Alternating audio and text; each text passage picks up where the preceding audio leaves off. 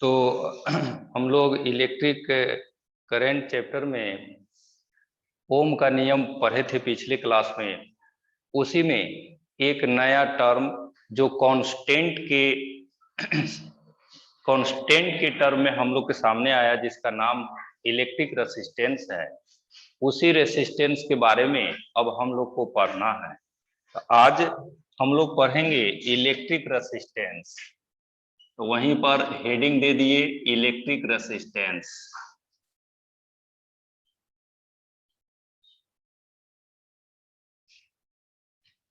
इसमें सबसे पहली बात, इलेक्ट्रिक रेसिस्टेंस को it is denoted by R. Electric resistance को कैपिटल आर या स्मॉल आर से लिखा जाता है। दूसरा, सिंबल। रेसिस्टेंस का सिंबल हम लोग इस तरह से बनाते हैं।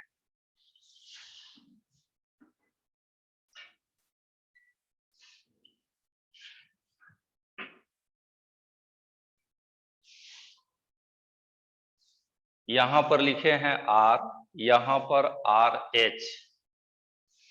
यह जो सिंबल है यह कांस्टेंट रेसिस्टेंस का है। Constant resistance. ये जो सिंबल बनाए हैं, दिस इज वेरिएबल रेसिस्टेंस।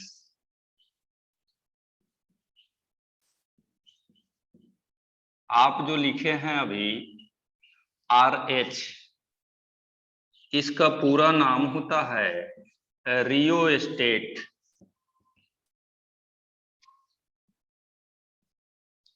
देखिए सिंबल है, ये दोनों सिंबल एक ही जैसा है, अंतर सिर्फ यहां पर है।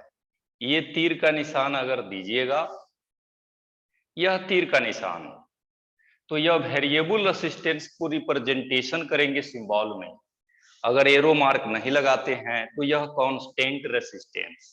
दोनों में फर्क, इसका वैल्यू अगर 10 है तो वह कभी भी नहीं चेंज होगा। इसका वैल्यू अगर 10 है, हम लोग सुविधा के अनुसार से 10 से ज्यादा भी कर सकते हैं, कम भी कर सकते हैं। ये दोनों हो गया रेसिस्टेंस के दो टाइप। तीसरा नंबर, आखिर में यह रेसिस्टेंस होता क्या है? What is resistance? तो इसको बताने के लिए यहां पर देखिए, यह एक कंडक्टर है, दिस इज कंडक्टर। और आप पहले से जानते हैं कंडक्टर के पास चार्ज कैरियर्स इलेक्ट्रॉन होता है। कंडक्टर के अंदर ह्यूज अमाउंट में फ्री इलेक्ट्रॉन होते हैं। देखिए एक यह, एक यह, एक यह, हम 3 ही दिखाए हैं या 4 दिखाए हैं। ये कंडक्टर है, ये कंडक्टर के अंदर का चार्ज कैरियर्स है। जब आप इसको सर्किट से कनेक्ट कर देते हैं, सेल लगाए, क्लोज पाथ बनाए, क्लोज पाथ को ही सर्किट कहते हैं।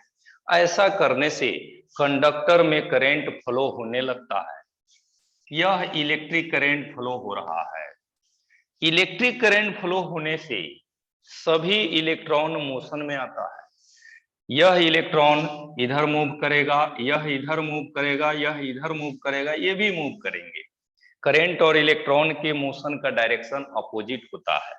अब नेक्स्ट, हम सब लोग जानते यह है कि दुनिया का कोई भी बॉडी या छोटा सा पार्टिकल जब मोशन करता है या मोशन में आता है, तब सराउंडिंग पार्टिकल्स या सराउंडिंग सरफेस उसके मोशन का अपोज करता है, जिसे हम लोग फ्रिक्शन के नेम से जानते हैं।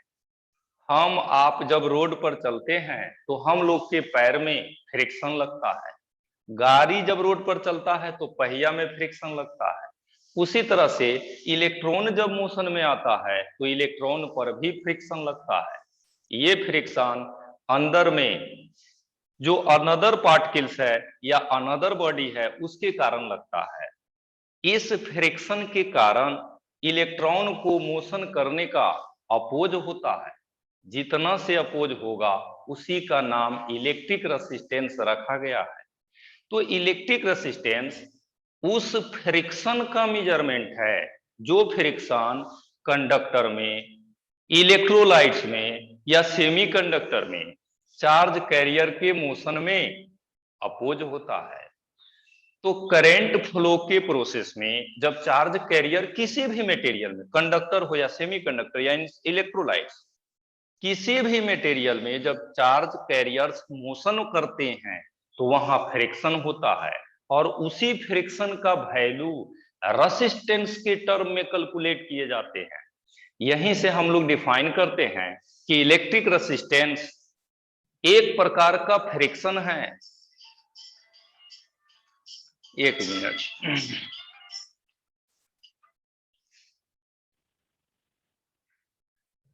तो रेसिस्टेंस कुल मिला के करंट को या चार्ज कैरियर के मोशन या फ्लो का अपोज करता है। फाइनली फैक्ट्स यही है। तो ये तीसरा नंबर जो आप बता रहे थे, इसी में नीचे एक लाइन लिख लीजिएगा, लिखिएगा,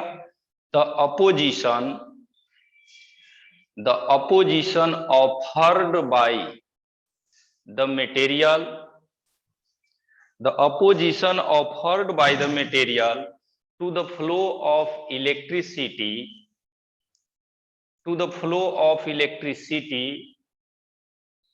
or charge carriers, electricity or charge carriers through them is called electric resistance.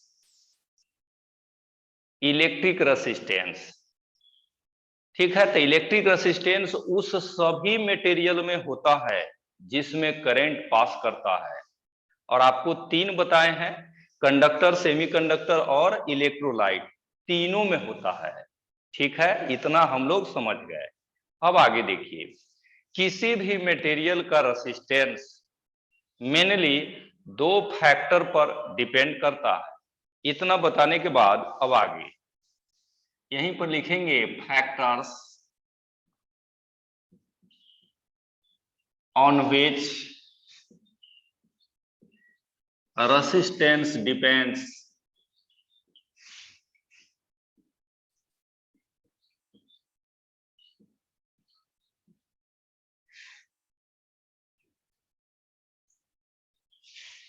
किसी भी मटेरियल का रेसिस्टेंस मेनली दो फैक्टर पर डिपेंड करता है। ऐसे दो और है लेकिन मेनली इसके बारे में कहें दो, एक होता है लेंथ, जिस मटेरियल से करंट पास कराए हैं वह लेंथ, और दूसरा area of cross section.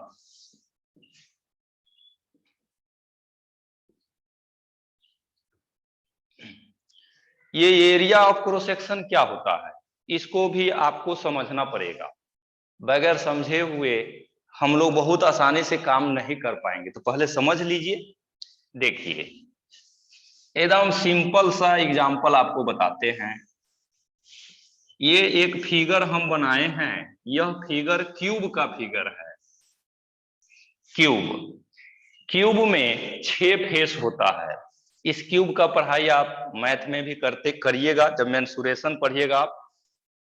Cube में 6 फेस होता है। क्यूब का मतलब समझिए आपका रूम, जिस रूम में आप रहते हैं उस रूम में आप देखिएगा 6 सरफेस होता है। एक आपके पैर के नीचे है जिसको फ्लोर कहते हैं, एक आपके सर के ऊपर है जिसको हम लोग सीलिंग कहते हैं, और बाकी चारों तरफ का दीवार होता है।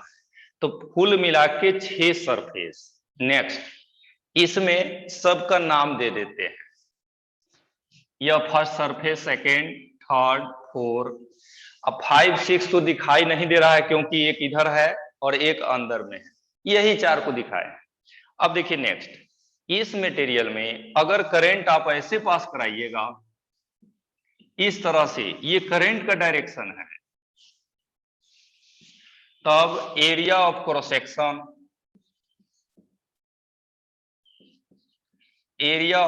सेक्शन, इस केस में जब करंट ऐसे पास करेगा तब एरिया ऑफ क्रॉस सेक्शन आपका 4 नंबर होगा या 2 नंबर, यानी 2 नंबर सरफेस का जो एरिया होगा वही एरिया ऑफ क्रॉस सेक्शन। लेकिन अगर करंट आप ऐसे पास कराते हैं, this is the direction of current, तब 3 और 1 number area of cross section होता है। तो एरिया ऑफ क्रॉस सेक्शन यहां पर उस सरफेस का एरिया लेना है जिससे करंट इन किया है या आउट किया है।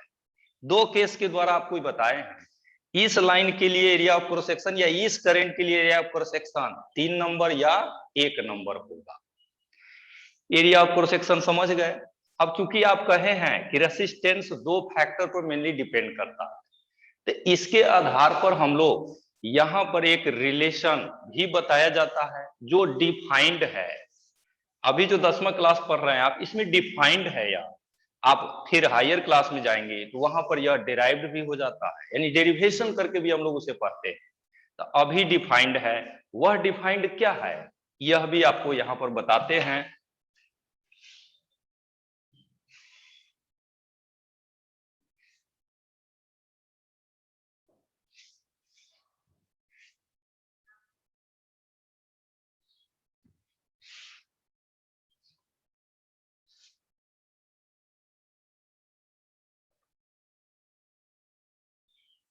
ठीक है, देखिए यहां पर इलेक्ट्रिक रेसिस्टेंस आर प्रोपोर्शनल होते हैं length by area. Length conductor का लेंथ होगा और ए जो है एरिया ऑफ क्रॉस सेक्शन जो आपको बताया, यहीं से प्रोपोर्शनलिटी हटता है, फिर एक कांस्टेंट आता है एल बाई ए। ये इलेक्ट्रिक रेसिस्टेंस का कहिए एक तरह से फार्मूला है। इसमें एक फिर नया टर्म आप देख रहे हैं वेयर, यहां जो देख रहे हैं रो, यह भी कांस्टेंट है और यह रो को हम लोग रेसिस्टिविटी कहते हैं। रेसिस्टिविटी, ठीक है, यह हो गया आपका रेसिस्टिविटी। तो यहां जो रो लिखे हैं वह है रेसिस्टिविटी। अब इसके बारे में थोड़ी देर में बताएंगे कि अब यह क्या होता है। अभी तो हम लोग रेसिस्टेंस पढ़ रहे थे, वो यहां पर लिखिए। इसके बाद देखिए बाय ओम्स लॉ, ओम के नियम में हम लोग पढ़े थे कि V इक्वल्स होते हैं आई आर। यहां से लिखिएगा तो R equals V by I. V जो है पोटेंशियल डिफरेंस है, I करंट है। अगर यूनिट की बात करें, यूनिट यूनिट अगर लिखिएगा R का, यूनिट ऑफ R, तो देखिए ऊपर में भी पोटेंशियल डिफरेंस जिसका यूनिट होता है वोल्ट, और नीचे में करंट है जिसका यूनिट होता है एम्पियर। तो यहीं से यह हो जाएगा वोल्ट पर एम्पियर। इसी वोल्ट पर एम्पियर को ओम के नेम से जाना जाता है। इसी को हम लोग कहते हैं ओम। ओम्स लॉ एक साइंटिस्ट के द्वारा दिया गया लॉ है। इसी में रेसिस्टेंस का यूनिट साइंटिस्ट के नेम पर ही रख दिया गया है। सिंबल में जब इसे बनाते हैं तो ऐसे, ये जो देख रहे हैं सिंबल है किसका, ओम का। कहीं भी ऐसा लिखा हुआ आप देखें, ऐसा बना हुआ, तो समझ जाइए यह ओम है। ठीक है, तो हम लोग रेसिस्टेंस के बारे में अभी पढ़ाई कर रहे थे कि यह क्या होता है, इसका वैल्यू कैसे निकालते हैं, ये सब आपको बताए। अब पढ़ते हैं इसके बारे में, रेसिस्टिविटी के बारे में कुछ बातें आपको बताते हैं।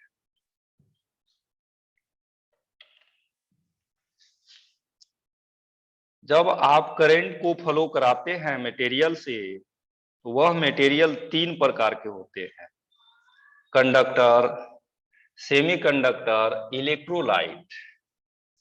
सब में चार्ज कैरियर अलग अलग है। सभी मटेरियल के प्रॉपर्टीज, कैरेक्टरिस्टिक्स अलग अलग होते हैं, इसीलिए सभी मटेरियल में रेसिस्टेंस का वैल्यू अलग अलग होता है। जैसे आप कंडक्टर में फ्लो कराए करंट, रेसिस्टेंस 100 है, अगर आप सेमीकंडक्टर में फ्लो कराइएगा तो 10,000 हो जाएगा। आप इलेक्ट्रोलाइट में फ्लो कराइएगा तो वो भी ज्यादा होगा।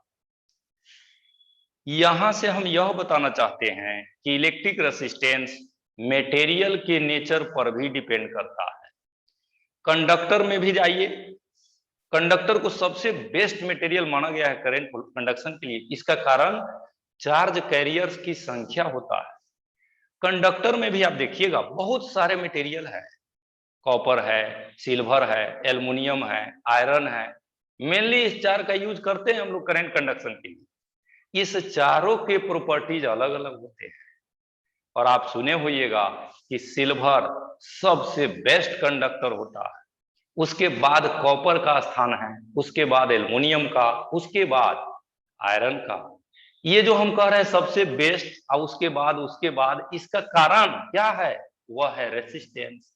सिल्वर में सबसे कम रेसिस्टेंस होता है, आयरन में सबसे ज्यादा होता है, सिल्वर से थोड़ा कम कॉपर में होता है।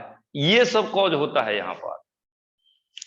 इन सभी प्रॉपर्टीज का मेजरमेंट जिस फैक्टर से हम लोग करते हैं उसी का नाम यह है rho. This is resistivity. Resistivity जब हम लोग करते हैं तो कहते हैं it is the measurement of characteristics of the material by which it allow conduction of electricity. किसी मटेरियल से जब करंट फ्लो कराएंगे तो वह मटेरियल कितना आसानी से करंट फ्लो होने देगा, नहीं होने देगा। इस प्रॉपर्टी का मेजरमेंट ही हम लोग रेसिस्टिविटी के टर्म से करते हैं। और रेसिस्टिविटी दो ही फैक्टर पर डिपेंड करता है, एक का नाम मटेरियल कौन है और दूसरा टेम्परेचर। तो ये रेसिस्टिविटी जो है characteristics of the material related term है।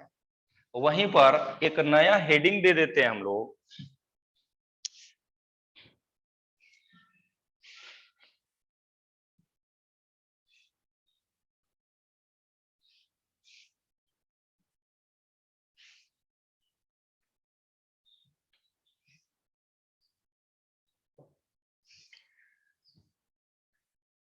वहीं पर लिखिएगा रेसिस्टिविटी और इसी में नीचे लिखिएगा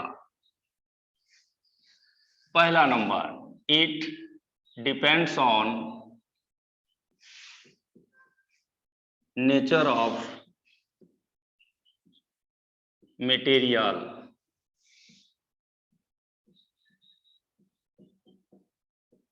एंड टेम्परेचर।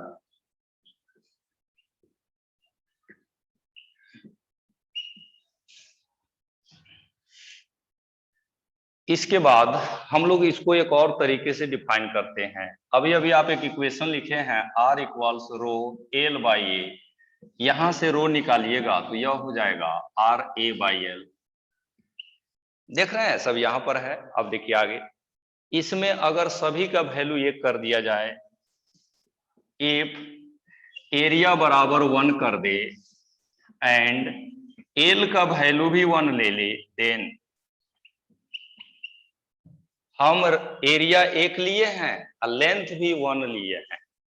अगर ऐसा आप लेते हैं तो यह रो बराबर हो जाएगा R की। तो यहां से हम लोग यह डिफाइन करते हैं कि रेसिस्टिविटी किसी भी मटेरियल का उस रेसिस्टेंस को कहते हैं या उस रेसिस्टेंस के बराबर होते हैं जो रेसिस्टेंस किसी मटेरियल के एक एरिया और एक लंबाई में होता है। The resistance in unit area and unit length of a conductor या और मटेरियल इज कॉल्ड रेसिस्टिविटी। तो हम लोग यहां पर एक और डिफिनेशन भी लिख देंगे, लिखेंगे it is resistance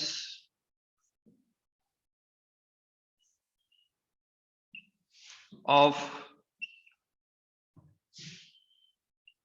material of unit length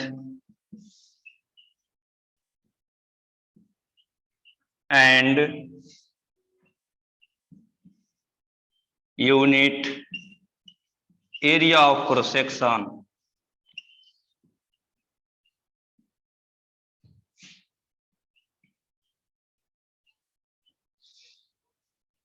इस रो का जो वैल्यू होता है रेसिस्टिविटी, ये हम लोग को कैलकुलेट नहीं करने होते हैं। इसके वैल्यू चूंकि कांस्टेंट है, इसका वैल्यू दिया रहता है, नोन होते हैं। तो डिफिनेशन अगर पूछेगा तो यही, electric resistivity is resistance of a material of unit length and unit area of cross section.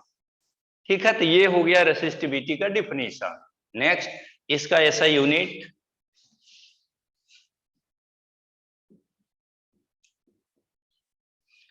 Yes है यूनिट, यहां से निकालेंगे हम लोग। देखिए क्या होगा, फार्मूला यही है, लिख देते हैं RA/L।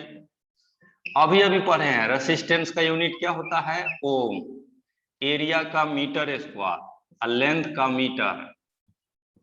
इसको सोल्व करिएगा तो यह आ जाएगा ohm metre. This is unit of resistivity. Resistance का ओम होता है, रेसिस्टिविटी का ओम मीटर होता है। तो हम लोग आज पढ़े रेसिस्टेंस, जिसमें यह जाने कि यह लेंथ और एरिया पर डिपेंड करता है। साथ साथ इसमें एक कांस्टेंट आया जो nature of material and temperature पर डिपेंड करता है।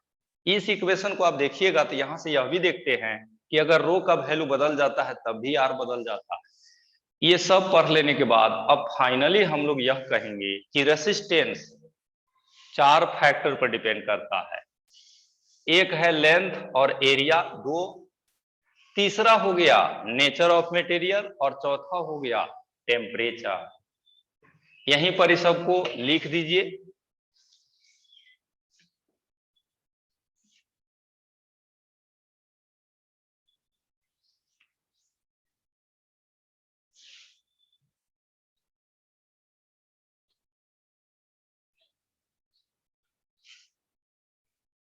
यहीं पर लिख देते हैं, देखिए आप यहीं से लिखेंगे देयरफॉर रेसिस्टेंस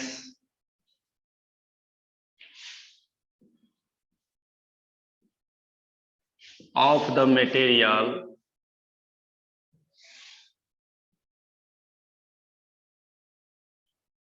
depends on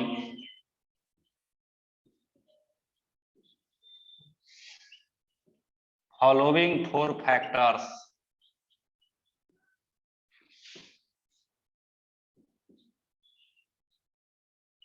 पहला नंबर लेंथ, दूसरा नंबर एरिया, तीसरा number nature of material. Nature of material का मतलब है types of material, nature of material. और फोर्थ टेम्परेचर डिपेंडेंस।